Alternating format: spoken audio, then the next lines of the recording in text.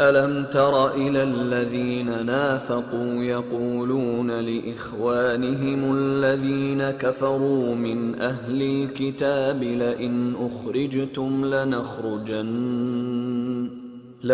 أخرجتم لنخرجن معكم ولا نطيع فيكم أحدا أبدا وإن قوتلتم لننصرنكم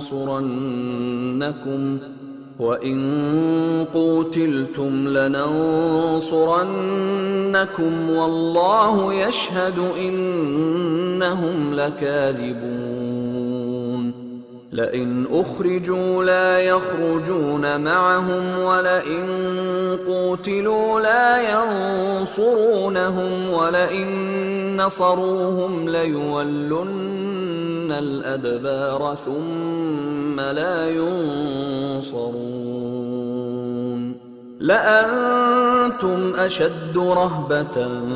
في صدورهم من الله ذلك بأنهم قوم لا يفقهون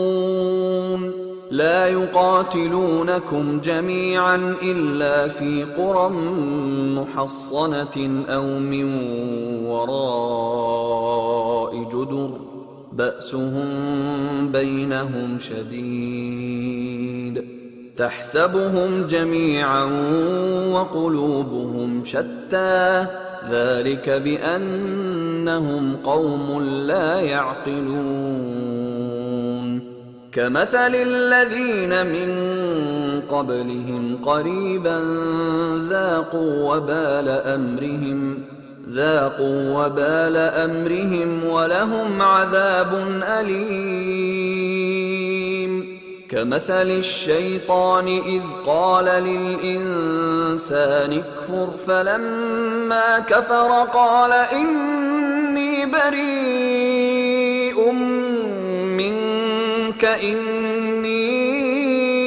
أخاف الله رب العالمين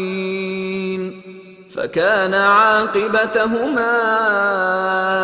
أنهما في النار خالدين فيها وذلك جزاء الظالمین۔ کیا تم نے ان منافقوں کو نہیں دیکھا جو اپنے کافر بھائیوں سے جو اہل کتاب ہیں کہا کرتے ہیں کہ اگر تم جلا وطن کیے گئے تو ہم بھی تمہارے ساتھ نکل چلیں گے اور تمہارے بارے میں کبھی کسی کا کہا نہ مانیں گے اور اگر تم سے جنگ ہوئی تو تمہاری ہی مدد کریں گے مگر اللہ ظاہر کیے دیتا ہے کہ یہ جھوٹے ہیں اگر وہ نکالے گئے تو یہ ان کے ساتھ نہیں نکلیں گے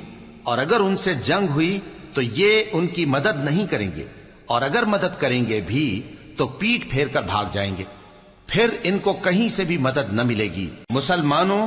تمہاری ہیبت ان لوگوں کے دلوں میں اللہ سے بھی بڑھ کر ہے یہ اس لیے کہ یہ سمجھ نہیں رکھتے یہ سب جمع ہو کر بھی تم سے نہیں لڑ سکیں گے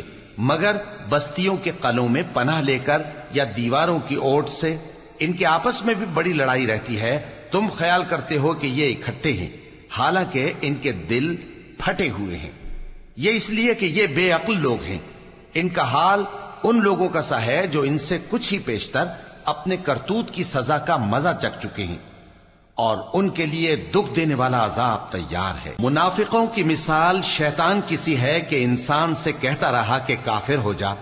پھر جب وہ کافر ہو گیا تو کہنے لگا کہ مجھے تجھ سے کچھ سروکار نہیں مجھ کو تو اللہ رب العالمین سے ڈر لگتا ہے تو دونوں کا انجام یہ ہوا کہ دونوں دوزخ میں جائیں گے ہمیشہ اس میں رہیں گے اور بے انصافوں کی یہی سزا ہے۔